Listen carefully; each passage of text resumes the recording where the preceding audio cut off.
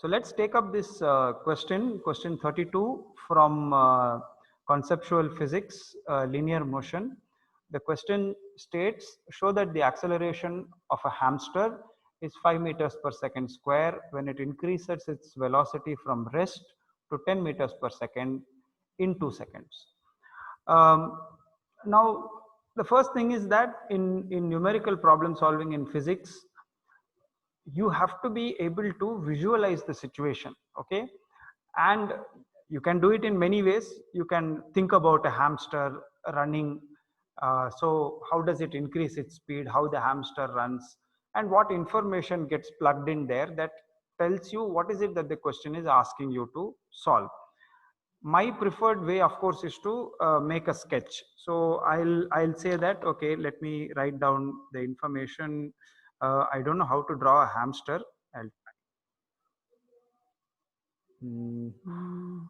something. Does it look like a hamster? It looks like a gigantic rat with a hump on its back. Make a rat, sir. Just make a rat. Yeah. Make a rat. Okay, and the hamster. Does the hamster have a roundish tail? Okay, whatever. Very short tail. So the hamster then takes off, and then it starts looking like a cheetah. I don't know. Fine. These hamsters, they have these kind of the fur Where has is the some. hamsters? Okay, whatever. It doesn't matter.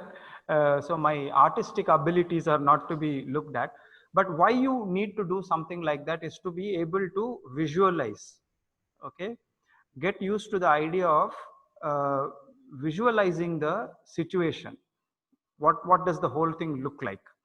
So now the question that is being asked, of course, is like, what is the acceleration of the hamster? Okay, and this is a kind of question in which the answer is already given. All you need to do is verify it, but basically you have to solve it in any case. Okay, now there are some clues that are given in the plug and chug section itself. That is, the exercise itself gives you some clues where it says that first thing is we are doing this as part of linear motion. Okay, and then the next thing is that you have already done some problems based on speed, distance, time in this particular assignment, also average speed, total distance by time taken. Okay, and now the section that you are probably having to deal with is acceleration, CCE.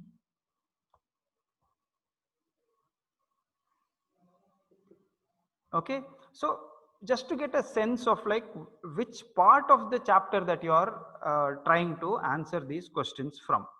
Now try to think about the information that has been already given to you.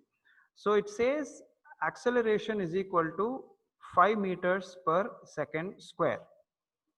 Okay, now you can write this also as, for your own familiarity, 5 meters per second per second.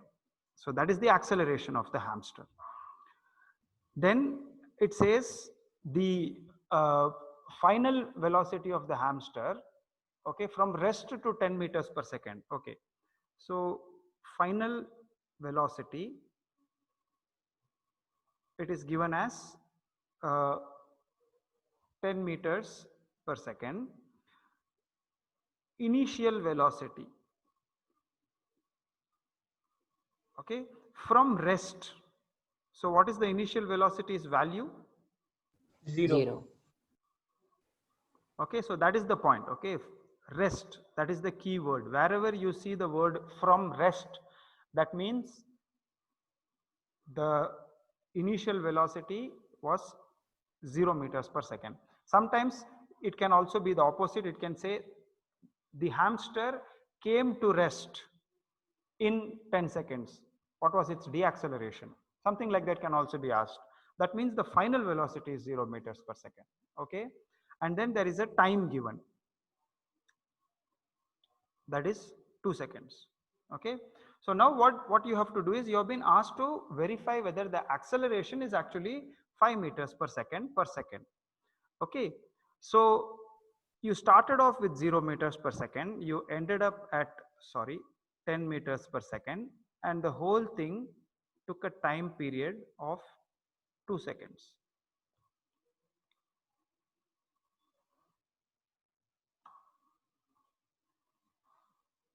All right. So the acceleration is given by the formula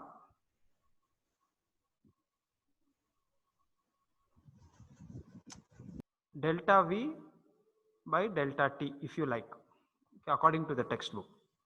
So what is the change in velocity? 10 minus 0 divided by time taken 2. 2. Okay, final velocity minus initial velocity. So that is 10 by 2. That gives you 5 meters per second per second. So verified. So this is the. Okay. So are there any questions about this now? Is it clear now how we solve the problem and what are the steps that you have to undertake to solve the problem? So first is most important step, visualize. Visualize what is going on. You can make a drawing, you can write down the narration, you can rewrite the question in some way that you prefer to write it in. Okay, just so you understand like clearly what is going on. The second step is to write down the information that has already been given to you. Okay, third step is to identify by, there are clues. When you are doing assignments, there are always clues. There is an assignment that is given in a particular chapter and then from a particular section. So okay, you can narrow down the scope and you can say, okay, we need to work out the acceleration part of it. Then the last step is verify that. Once you have identified what you need to do, acceleration is to be calculated, then use the appropriate formula or the equation, substitute the values in the equation, complete the calculation, write down your units.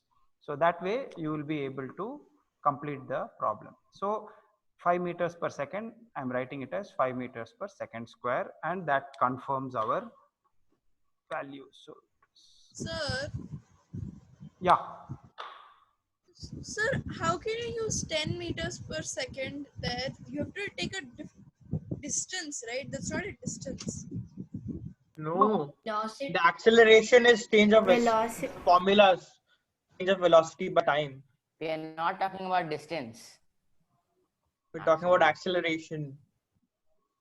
The hamster travels some kind of distance, no? The hamster travels some distance, correct, but that's not what is asked of us in this question. If you want, you can calculate that also, but that's not been asked of us.